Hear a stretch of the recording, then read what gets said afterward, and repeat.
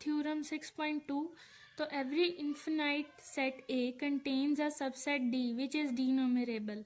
तो ये इस तरह है कि कोई भी इन्फिनाइट सेट है ए, उसका अगर डी न्यूमरेबल सेट हो तो वो भी जो है ए कोई भी इन्फिनाइट सेट है और डी जो है डी न्यूमरेबल सेट है। डी न्यूमरेबल सेट इस तरह के काउंटेबली इन्फिनाइट, ऐसे कि जैसे एक मेरे पास बैग हो, उसके अंदर इन्फिनाइट मार्बल्स हों, तो अगर एक उसमें से मार्बल्स निकाली जाएं तो वो, क्योंकि वो बैग में इन्फिनाइट मार्बल्स हैं, तो मैं जितने मर्जी निकाली भी जाऊं तो वो बैग तो में से तो खाली नहीं होंगे।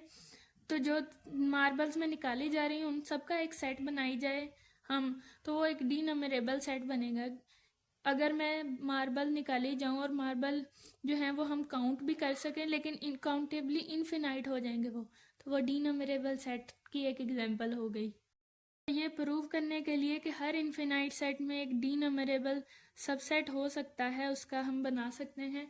तो हम एक फंक्शन चूज करेंगे पावर सेट ऑफ ए से ए का, तो जिसको हम कह देंगे कि ये चॉइस फंक्शन है। चॉइस फंक्शन में अब ए इन्फिनाइट है तो ए एम्प्टी सेट तो नहीं होगा, ए में से हम एलिमेंट्स चूज करेंगे कि जो फंक्शन है a1 जो है हम ए से चूज किया, a2 ए के वो एलिमेंट जो a1 में नहीं है, फिर a3 ए के वो एलिमेंट जो a1 और a2 में नहीं है, इसी तरह an। अब ये क्योंकि a इन्फिनाइट है तो ये वाला जो a1 a2 an n में ये कभी भी ये हमेशा नॉट एम्प्टी ही होंगे, ये कभी भी एम्प्टी नहीं आएगा।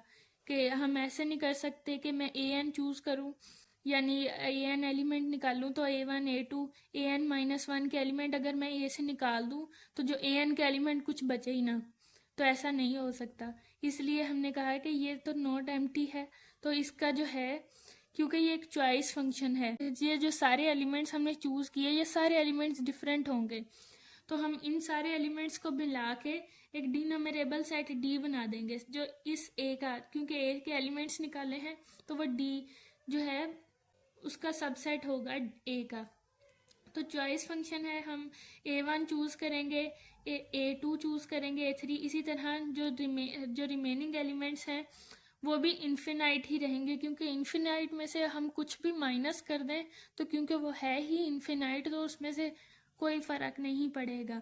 तो ए भी हमेशा नॉन एम्प्टी ही रहेगा और डी जो है हमने चूज कर लिया डी नंबरेबल सेट जो हो गया।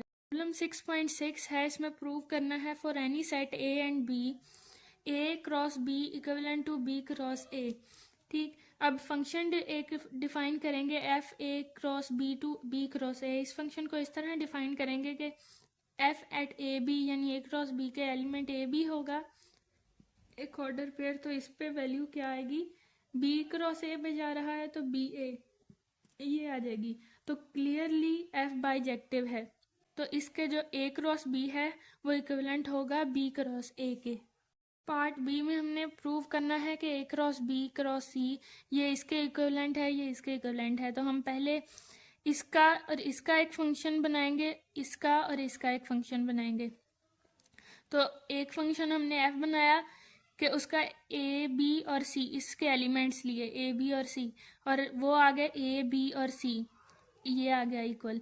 और फिर हमने दूसरा फंक्शन जी बनाया ए क्रॉस ब्रैकेट बी क्रॉस सी इसके लिए इन एलिमेंट्स, तो वो भी इक्वल आ गया ए बी सी। तो इक्वेशन 1 और इक्वेशन 2 इन दोनों में सेम वैल्यूज आ रही हैं, तो हम कह सकते हैं कि ये जो दोनों हैं ये बाइजेक्शंस हैं, तो ये इक्विवेलेंट है, यानी ये रिलेशन एग्जिस्ट करता है। तो पार्ट सी में A equivalent to C and B का रिलेशन डी से, तो ए क्रॉस बी इक्विवेलेंट होगा सी क्रॉस डी के। अब इसमें भी हम फंक्शन डिफाइन करेंगे एफ ए से सी जी बी से डी, तो ये दोनों बाइजेक्शंस हैं, तो इनका एक फंक्शन बनेगा ए क्रॉस बी से सी क्रॉस डी। अगर हम फंक्शन बनाएं जिसको हम कह दें एच, तो ए क्रॉस बी का एलिमेंट ए बी और इसके जो रेंज आएगी यानी ए और बी, एफ एट ए और एफ एट बी जी एट बी आ जाएगी ना, क्योंकि ये फंक्शन है। तो एफ ए से कहाँ पे जा रहा था, सी पे, तो उसकी वैल्यू क्या आ जाएगी सी, और जी बी से मतलब जो डोमेन है बी थी वो, और रेंज कहाँ पे आ रही थी डी पे, तो जी एट बी की वैल्यू हमारे पास आ जाएगी डी। तो ये जो है एच, ये एक बाइजेक्टिव फंक्शन है क्योंकि 1 to 1 एंड ऑन टू दोनों हैं। तो इससे अगर हमें आंसर मिले सी और डी, तो इसको इस तरह लिखा ए क्रॉस बी, तो सी क्रॉस डी के इक्वल ही आएगा। तो इसलिए ए क्रॉस बी का सी क्रॉस डी से रिलेशन एग्जिस्ट करता है।